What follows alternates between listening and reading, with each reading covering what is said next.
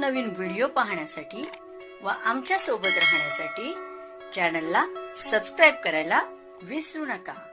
तर बघा काय शासन निर्णय झाल्याचे काय म्हटलं आहे, सेवार्थ प्रणालीतील अधिकारी कर्मचारी यांचे ई-KYC पूर्ण करण्याबाबत सेवार्थ प्रणालीमध्ये सर्व नियमित शासकीय अधिकारी कर्मचाऱ्यांची माहिती भरण्यात आलेली आहे। सदर माहितीनुसार अधिकारी कर्मचाऱ्यांचे वेतन आहरित होत असते। सदर माहितीमध्ये त्यांच्या बँक खात्याच्या माहितीसोबत संबंधित कर्मचाऱ्यांचा पॅन क्रमांक, आधार क्रमांक नोंदवलेला आहे। एकंदरीत पूर्ण माहितीमध्ये कोणत्याही अधिकारी कर्मचाऱ्यांचे दुबार माहिती सेवार्थ प्रणालीत होऊ नये तसेच कोणत्याही अधिकारी कर्मचाऱ्यांनी दुबार वेतनादा होऊ नये याकरता शासनाने ठोस उपाययोजना करण्याचा निर्णय घेतला। त्याच अनुसरून सर्व प्रशासकीय विभागातील सर्व आहार व संयुक्त अधिकारी यांना खालीलप्रमाणे सूचना देण्यात येत आहेत। सेवार्थ प्रणालीत वेतन घेण्या सर्व आहार व संयुक्त अधिकाऱ्यांच्या अधीनस्थ असलेल्या अधिकारी कर्मचारी यांची माहिती एप्रिल 2026 ते मे 2026 वेतन देयका अगोदर ई-KYC पूर्ण करायचे आहे। सदर ई-KYC पूर्ण न केल्यास संबंधित अधिकारी कर्मचाऱ्यांची माहिती एप्रिल 2026 ते मे 2026 वेतन आहरित करण्यात येणार नाही।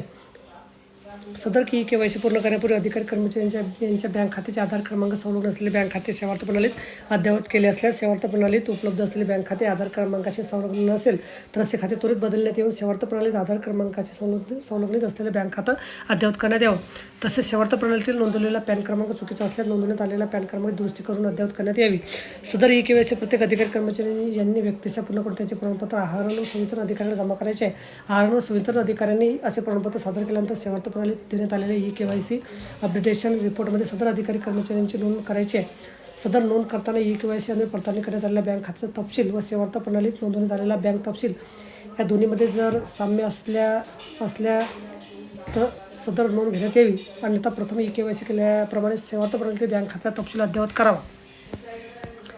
तसेच सदरचे परिपत्रक हे सर्व जिल्हा परिषद मान्यप्राप्त अनुदानित अशासकीय प्राथमिक माध्यमिक शाळा, शालेय शिक्षण विभाग, शालार्थ प्रणाली, महाराष्ट्र पशु व मत्स्य विज्ञान विद्यापीठ, कृषीतर विद्यापीठ त्यांची संलग्नित मान्यताप्राप्त अनुदानित अशासकीय महाविद्यालय, कृषी विद्यापीठे त्यांची संलग्नित मान्यताप्राप्त अनुदानित महाविद्यालय, संस्था, आदिवासी विकास विभागाअंतर्गत असलेली मान्यप्राप्त अनुदानित आश्रमशाळा व संस्था, वैद्यकीय विद्यापीठ, उच्च व तंत्रशिक्षण कौशल्य विकास विभागाच्या अधीनस्थ संस्था, सामाजिक न्याय विशेष सहाय्य विभागाकडील संस्था यांना देखील लागू असेल। तर बघा अशा प्रकारे अत्यंत महत्त्वाची माहिती आपल्याला समजली असेल। व्हिडिओ सुद्धा आवडला असेल लाईक करा आणि शेअर करायला विसरू नका। धन्यवाद।